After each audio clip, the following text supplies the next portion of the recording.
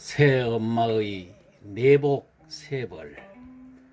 내가 12살이 되던 이른 봄, 엄마는 나와 오빠를 남기고 하늘나라로 떠나셨다.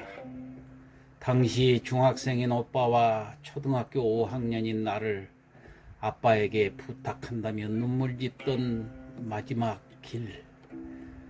남겨진 건 엄마에 대한 추억과 사진 한 장. 엄마는 사진 속에서 늘 같은 표정으로 웃고 있었다. 아빠는 그렇게 엄마의 목까지 채워가며 우리 남매를 길러야만 했다.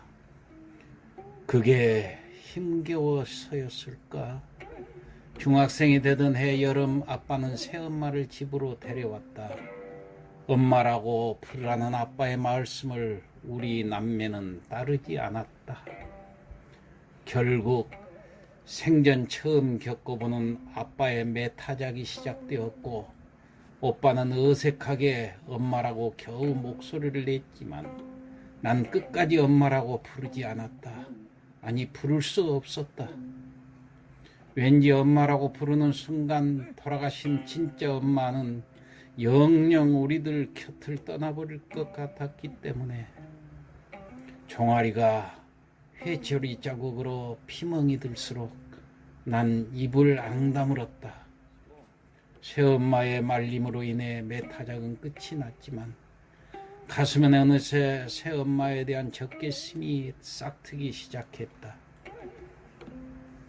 그렇게 며칠이 지나고 새엄마를 더 미워하게 되는 결정적인 일이 벌어졌다. 내 방에 있던 엄마 사진을 아빠가 버린다고 가져가 버린 것이다. 엄마 사진 때문에 내가 새엄마를 더 받아들이지 않는 거라는 이유에서였다. 이때부터 새엄마에 대한 나의 반항이 본격적으로 시작되었다. 다른 사람의 기준으로 보면 새엄마는 분명 착하신 분이었다. 그러나 한번 타오르기 시작한 적개심은 그 착함마저도 위선으로 보일 만큼 강렬했다.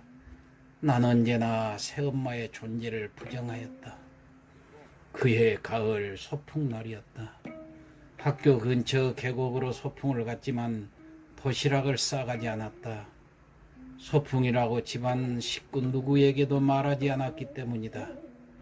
점심 시간이 되고 모두들 점심을 먹을 때 계곡 아래쪽을 서성이고 있는 내 눈에 저만치 새엄마가 들어왔다.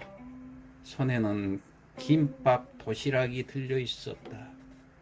뒤늦게 이웃집 정미 엄마한테서 소풍이라고 전해 듣고 도시락을 싸오신 모양이었다. 난 도시락을 건네받아 새엄마가 보는 앞에서 계곡물에 쏟아버렸다. 뒤돌아 뛰어가다 돌아보니 새엄마는 손수건을 눈 아래 갖다 대고 있었다. 얼핏 눈에는 물기가 반짝였지만 난 개의치 않았다. 그렇게 증오와 미움 속에 중학 시절을 보내고 3학년이 거의 끝나갈 무렵 고입 진학 상담을 해야 했다.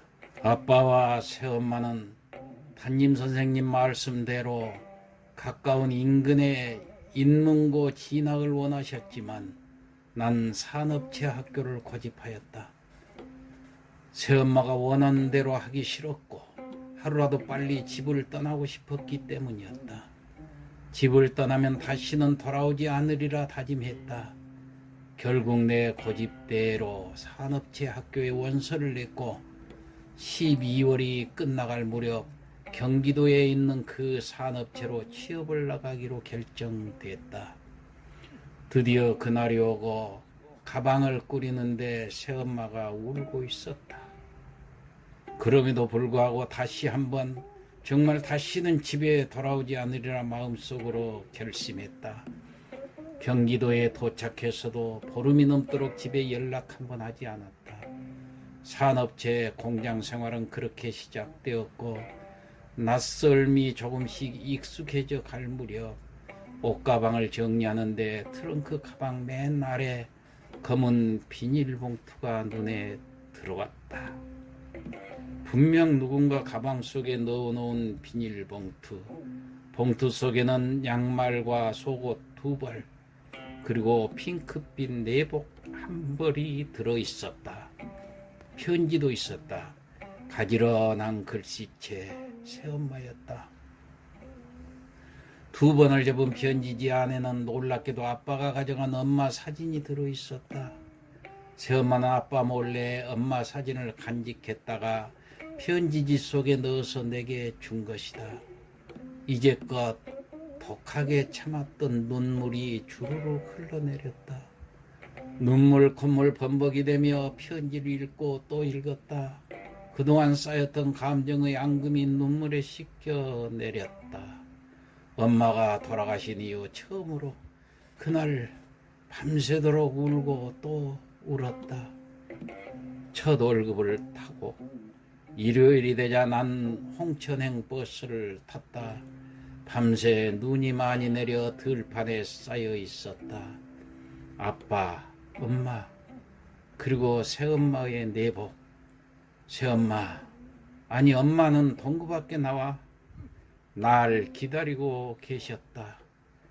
빗자루가 손에 들린 엄마 뒤에는 훤하게 아주 훤하게 쓸린 눈길이 있었다. 새엄마, 그동안 속 많이 상하셨죠? 이제부터 이 내복처럼 따뜻하게 엄마로 모실게요.